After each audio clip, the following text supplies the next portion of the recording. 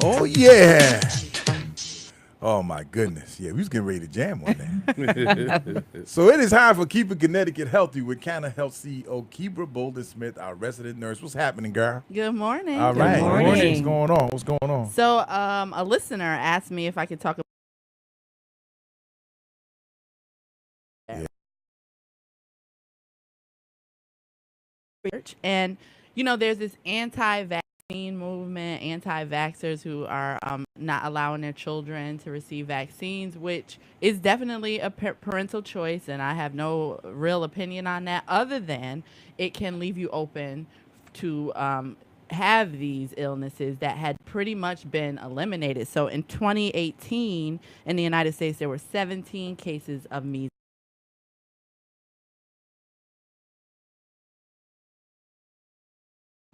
in the United States. Wow. And one of those states where they found measles was here in Connecticut. So it's important. So a highly contagious and infectious disease caused by the measles virus. Symptoms develop 10 to 12 days after exposure to infected and typically last 7 to 10 days. Symptoms range from fever, which is usually a pretty high one, like 104 degrees, a cough, runny nose, inflamed eyes. Then you get these small white spots called Koplik spots that form inside the mouth, usually 2 to 3 days after the start of the symptoms. And then a red flat rash that starts on the face and spreads to the rest of the body 3 to 5 days after the first. Starts on your face and moves throughout your body. Complications include, when these are pretty common ones, diarrhea. We can survive that mostly. But if you're already compromised, if you're already, not eating well, not drinking enough, you can become dehydrated and definitely cause other complications. So you got to be careful. A middle infection, again, another common side symptom or complication, but that also can develop into worsening things. And then pneumonia, which we all know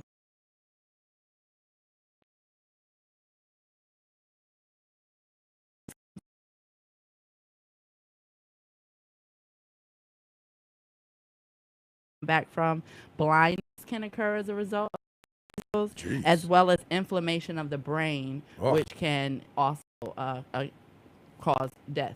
So Now the neck thing with that's mumps, right? Like when, Yeah, that's when mumps. it blows up in your neck. Yeah. Yeah. Oh man, that's a lot of stuff. Yeah. So, when you're considering not vaccinating your children, take these things into consideration because you can be leaving children open to these diseases that have pretty much been obliterated, but because of this movement are now coming back. Adults too, though, right? Adults as well. Oh yeah. But we don't really get vaccines as adults. We get them, late, early in life, and they're making a choice and then sending these kids to school and leaving them susceptible to varying. Yeah, there was someplace in the country where actually a woman, I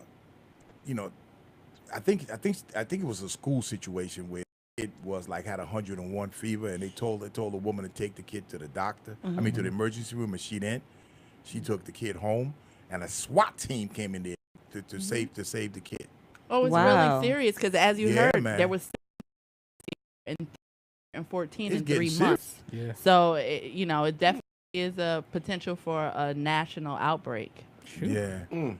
And What's there is I'm sorry, go ahead. I was Wanda. going to say, it's like the mumps. Maybe that's what, because that's an outbreak that's happening, and doctors are saying you need to get vaccinated for that for the adults. Maybe I'm thinking about the Well, mumps the one. vaccinations are MMR, measles, mumps, and rubella. Oh. And so that set of vaccinations protects you from all three. So I would not, I hadn't really researched the mumps. I can imagine that if measles are on the upswing because of the lack of getting that MMR, then mumps and rubella could be as well. And the thing is that, in all fairness Yeah. to the folks that don't want their kids vaccinated, I don't know if this is a study said this or not, but there's other patients from the vaccine. Well, autism. That they're worried about. Oh, Autism wow. was one of them. But that was actually been proven, right? There has been research, but correlation and causation don't necessarily mean the same thing. So we have to be careful when we kind of point the finger at one or another. Yeah. But yes, they have found, there has been research to show that there are kids with vaccines are more likely to develop autism. Some schools aren't even letting kids in school. They're like, listen, Right. if your kid don't have it, then you got to get out. Even the flu shot. Now the state of Connecticut has said that if a child comes to a day flu shot, that they shouldn't be admitted. Right. So My you mother know, gave me everything. I did too. Perfectly fine. My You know, mother gave but me everything.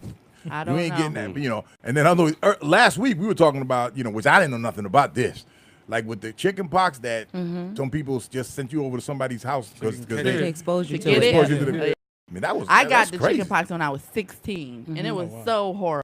Like, I was so uncomfortable. But then my triplets got it when they were 6 months old. Wow. Because you don't get the vaccine until you're 1. So imagine I had 3 babies itching and uncomfortable. Oh, man. We always about to get in the bathtub forever. And oatmeal. I think that's how we were treating Yeah. chickenpox back in the day. Yes, yes. It's real in these streets with these Absolutely. measles. Yeah, man. Thank you. You're And welcome. how can folks get in contact with you at Kind of Health? They can reach me if they go to my website, visit cannahealth.com, or they can email me, Kibra@visitcannahealth.com. You're gonna stick around because we're gonna ask folks if they got any questions, whatever about the measles or have Sure. conversations about these vaccines. Sure. Give us a call 203-562. It's the number.